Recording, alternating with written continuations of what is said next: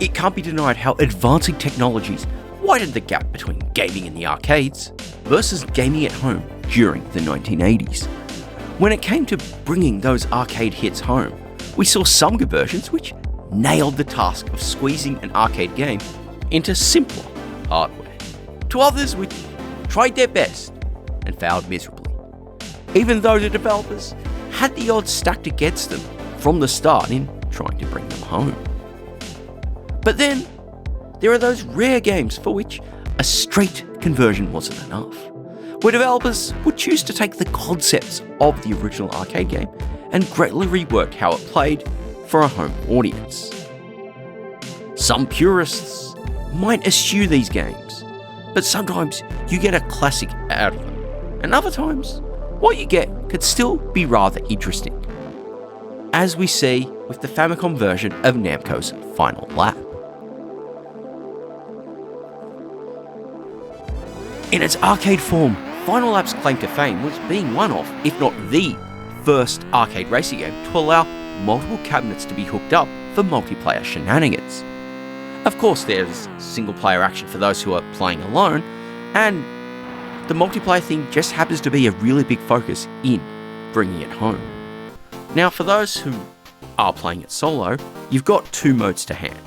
Test Race lets you practice any of the game's 8 courses, giving you a chance to learn your layouts and how best to tune your car for them. We'll talk about that later. Meanwhile, Match Race challenges you against an AI rival over those same courses, with the goal being to beat them in a 3-lap race without running out of time.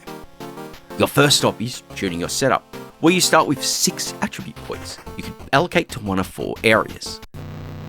Assigning points to the engine increases your car's top speed, while investing in the brakes will make it slow down quicker. Honestly, I didn't really add many points there in my runs with the game. Focusing on tyres improves your cornering speed, and augmenting the boost increases the time you can use it, which gives you a very handy boost to your top speed once it's engaged. Between races, you could freely reallocate these points, it's not one and done, and learning the best setup for each course is very important, especially as your rival is doing the same.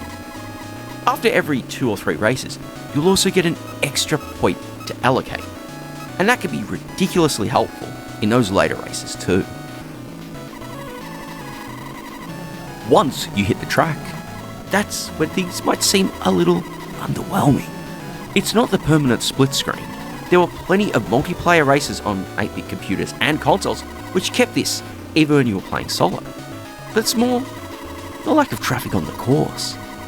At most, you might see just one other car, which could be your rival, and other times a random racer, and occasionally you might see both of them on screen at once, meaning 3 per view.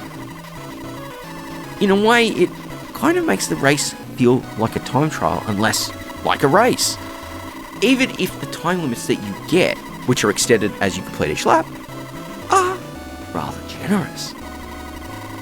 All of this makes the racing feel kind of straightforward, especially because you don't have to deal with gears in changing up or changing down as you accelerate and slow down. You steer with the D-pad, and the A and B buttons serve as your accelerator and brakes respectively. Holding up on the pad engages the boost, and the amount for that shown is on the HUD on top. The HUD also covers a track map which shows the position of both you and your rival, or second player, which lap each is on, and their current speed remaining time. Again, that time gets extended as you cross the start line. There are arcade routes to live up to after all.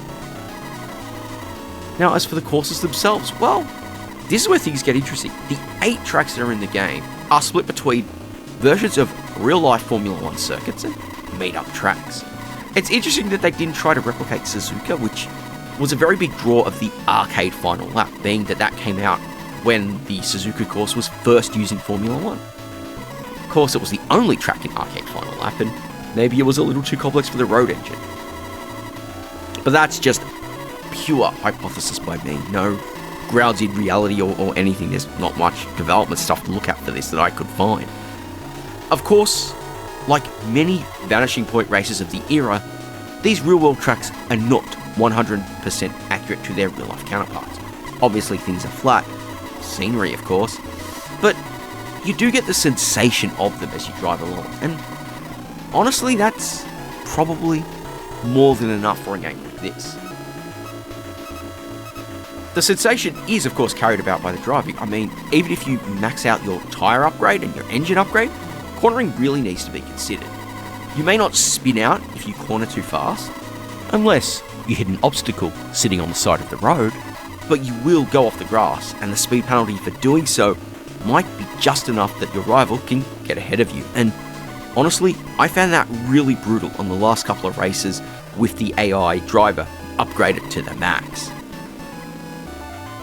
Though should you not win a race, you can try again. There's at least a continue in there that you could replay the race you're on and see if you can do better next time.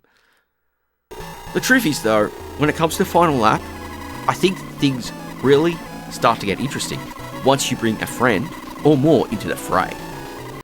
If you have just one friend handy, you could challenge each other to a series of races, either 1, 3, 5 or 7 in length. The game randomly picks which tracks you'll race on, so you get a little bit of variety between games there. The other choice is between novice and expert mode, where the latter allows you to set up your car between races, once again like in single player mode, though this time you don't get the bonus attribute point between races. That's probably for the best, because I do think it's a bit of an equaliser. You know, both players have to really sit there and focus on their skills here. You've got to sit down and really be better than your rival and be smarter with how you set the car up. It's worth noting multiplayer doesn't stop there. I said earlier that it's really a friend or more, and Final Lap has a third mode, tournament mode. Now you need at least 4 players to play this. It supports 4 to 8 players, and players pick one of 8 countries and battle out a knockout style format to take the crown. Unsurprisingly, the races pretty much play out as they do with the other modes, though you don't have an expert mode, so none of the players will get a chance to customize. Everyone's on the stock car setup, which I think is a really good equalizer in this kind of environment. I think it works very well in the tournament because you've really got to push that challenge out to see who can do it. So when it comes down to it, do I think Final Lap on Famicom is one worth trying to hunt down? Presuming that you want someone going for all the racing games released on the machine. And if you're like me, you're someone who primarily plays solo, then I don't think I can really recommend it. Like, as a package, it's very nicely put together. This, funnily enough, was the first game by Arc System Works. And the visuals are clean. You get a bit of sprite flicker when there's multiple cars on the same bit of screen. But the presentation's nice. There's some good music. I presume there's a custom chip in the cartridge for that. And all of that stuff is done really well. It's technically a very solid game. It's just, the racing itself I didn't really find it all that special. Taking a step back from things and looking at other racing games that were released on the Famicom, some of which made it over to the West for the NES, but some of them didn't, there were quite a few of them. And of those, like, you look at something like F1 Race, a game from the first or second year of the machine, and despite being older, it honestly offers far more thrilling racing for a single player. Now, funnily enough, some of those things that I find are weaknesses for a solo player actually make it a fair bit more exciting when you're playing with friends. Yes, the racing is still pretty basic, but funnily enough, I think that makes it more approachable for less experienced players. You know, it's easy to pick up the controls and have a play and probably have a good time with it. At the same time, though you need to have the friends for it to actually work, tournament mode is actually a pretty cool option to set up at a party, assuming that it's a party filled with gaming nerds. Though it's not as likely as it might have been once upon a time, I think it's a great one to have in the rotation for those kind of cases. You can sit down and enjoy it and have a bit of fun for a bit and put it away when you're done. So I'll say that that's pretty much all from me on this one. Final Lap on Famicom may not be the most in-depth racing game out there, but it shows the spirit of an arcade game can still be brought over, even if most of the gameplay doesn't quite match up to what the original machine was doing. Now, as always, If you enjoyed this episode, consider doing the usual things. I've put it all in the video description as always. I know most people watch this on their computers, that tend to be what the stats say, so you can go down there, do that, and save me from repeating all the usual calls to action, because let's face it gets so tiring to do that.